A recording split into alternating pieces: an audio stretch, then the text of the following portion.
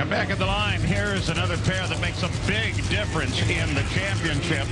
And the countdown to 8, Cruz Pedregon. There's Cruz and John Force.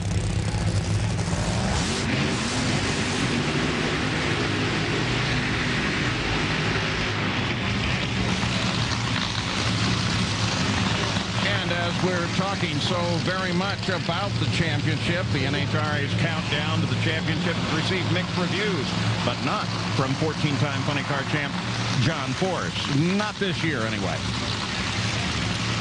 The chase is played into my hands, don't get me wrong. The chase is played into my hands because I'm so far back, I could never catch cabs. But now I got a shot. But even in that, I still don't like the Final Four. And I told NHR that. They know how I stand. I like the top 8. I think maybe, I don't know, whatever. Okay? Okay, I'll go with that. Austin Coyle works over the engine, final setting.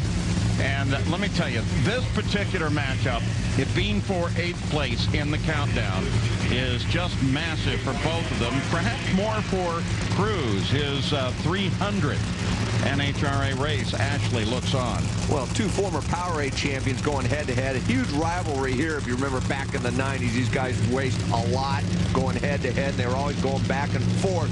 And who would have thought at the beginning of the season that both of these cars right now would be fighting for their lives to get into that countdown to 8. But that's the way it is right now. So this is a big race for both of these drivers.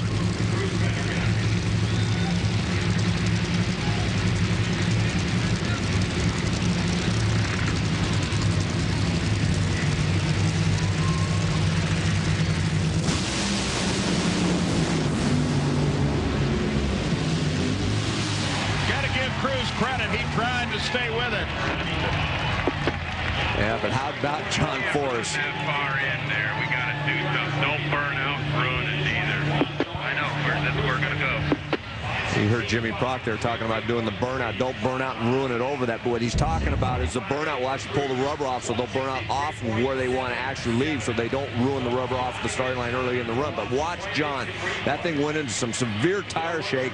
He got out of it, got back in it, hooked it back up, and won that round. He did a great job like he's done so many times before. Yeah, and we listened to the Force frequency, which is common to all their cars. That's why you hear Jimmy Prock as John Force completes his run and rolls to a stop.